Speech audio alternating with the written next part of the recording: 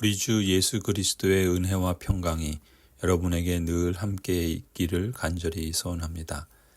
사람마다 자신이 믿고 고수하던 생각이 도전을 받을 때 대개 내적 갈등이 생깁니다. 자기 마음 속에서 전쟁이 일어나는 셈이지요.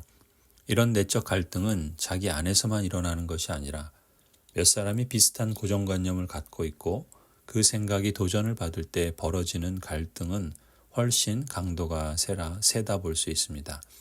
따라서 거기에 맞서서 저항하는 힘은 더 클 수밖에 없지요. 그래서 한 개인의 고정관념이 변화되는 일도 어렵지만 공동으로 가진 고정관념이 변화되는 데는 훨씬 더 강력한 반대와 갈등이 빚어질 수 있습니다. 사도행전 11장 오늘 본문 1절에서 유대 지역에 있는 사도들과 유대인 그리스도인들이 이방인들도 하나님의 말씀을 받았다는 소식을 들었습니다. 이들에겐 여전히 이방인에 대한 고정관념이 있었죠. 이방인들은 본질적으로 하나님께 대하여 부정한 사람이고 그래서 그들은 그들을 가까이 하지 않았습니다. 이방인들은 결코 변화될 수 없는 사람이라고 굳게 믿었던 것이죠. 이런 이방인들이 말씀을 받고 성령을 받았다니 자신들의 신념에 의하면 도저히 있을 수 없는 일이었습니다. 그래서 유대 그리스도인들은 그 가운데 몇 사람이 직분자인 베드로를 비난하기 시작했습니다. 3절에 당신은 할례를 받지 않은 사람들의 집에 들어가서 그들과 함께 음식을 먹은 사람이요 하고 그를 나무랐다. 모범이 되어야 할 교회 직분자로서 어떻게 그럴 수가 있느냐라는 비난이었죠. 비난하는 사람들은 이방인들에게도 하나님의 말씀이 전해지고 성령께서 임하셔서 생명으로 회복되었다는 긍정적이고 하나님이 행하신 놀라운 사실을 아직 알지 못했습니다. 그저 자신이 믿고 고수하는 고정관념에 사로잡혀 하나님이 이루어 가시는 현재의 상황이 갖는 의미와 앞으로 진행될 역사의 의미를 내다보기보다는 과거에 집착하고 부정적인 사고방식에 발목 잡혀 있었던 것이죠. 성도 여러분, 소통이란 서로 뜻이 통하여 오해가 없는 것이라 말할 수 있습니다. 소통이 되지 않으면 일도, 사랑도, 사람도 결국은 인생과 성공까지도 모두 놓치게 됩니다. 그렇다면 진정한 소통을 위해서는 어디서부터 출발해야 하는가? 건강한 공동체를 이루기 위해서 우리가 마음문을 활짝 열고 함께 힘써야 할 부분이 바로 이것이라 봅니다. 소통은 따뜻한 변화의 에너지입니다. 우리는 북극성이 가장 환하게 빛나는 별일 거라고 생각하지만 사실 북극성은 대표적으로 흐린 별 가운데 하나라고 합니다. 북극성은 모두가 바라보는 위치에 있지만 자신을 드러내지 않는 것이죠. 오히려 북극성은 중심에서 자신의 빛을 낮추고 다른 별들이 돋보일 수 있도록 도와준답니다. 다른 한편으로 북극성이 흐려 보인다고 해서 다른 별들이 북극성을 무시하는 법도 없는 것이죠. 북극성은 별들의 중심에서 자리를 잡아주고 별들은 그를 중심으로 함께 돌아가는 것입니다. 마찬가지로 건강한 교회는 직분자들과 성도들이 서로를 신뢰하고 함께 동행합니다. 직분자들은 겸손과 성실로 행하고 성도들은 직분자들에 대한 신뢰와 존중으로 행하는 것이죠. 이처럼 소통은 따뜻한 변화의 에너지로 역사합니다.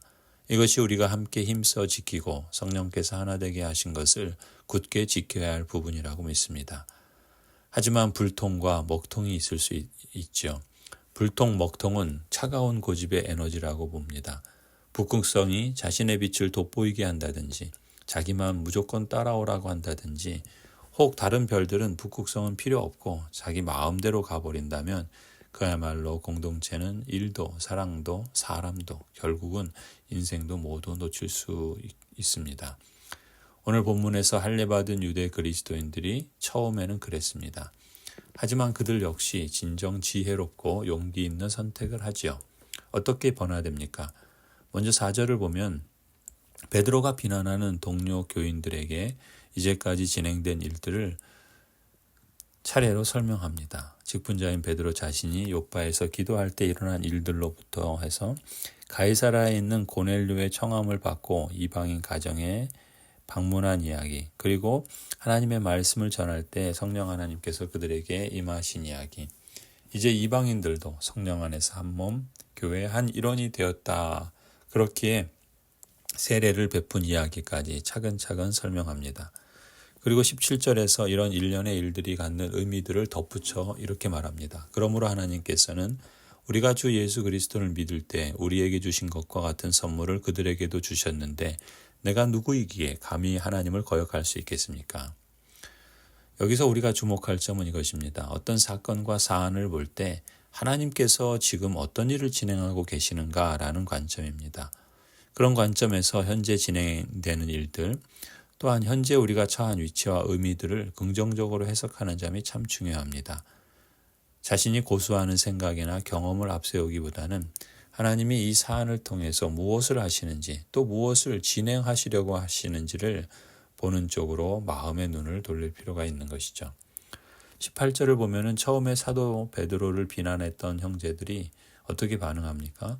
이 말을 듣고 그들은 잠잠하였습니다. 그들은 하나님께 영광을 돌리고 이제 하나님께서는 이방 사람들에게도 회개하여 생명에 이르는 길을 열어주셨다고 말하였습니다. 따뜻한 변화의 에너지가 돌기 시작한 것이죠. 이들의 지혜롭고 용기 있는 선택을 통해 복음은 본격적으로 땅끝을 향해 더욱 힘있게 온 땅으로 쫙 퍼져나가게 되었습니다. 성도 여러분, 우리 교회가 추구하는 모습이 이것이라 봅니다. 따뜻한 변화의 에너지로 소통하는 교회. 하나님께서 지금 우리를 통해 진행하시는 일을 긍정적으로 보고 함께 적극적으로 동참하는 교회. 우리는 이런 교회를 이루어가도록 계속해서 모두가 함께 마음을 모아 주시기를 바랍니다. 이로써 하나님께는 영광이요 우리에게는 큰 보람과 기쁨이 되길 간절히 축원합니다. 아멘.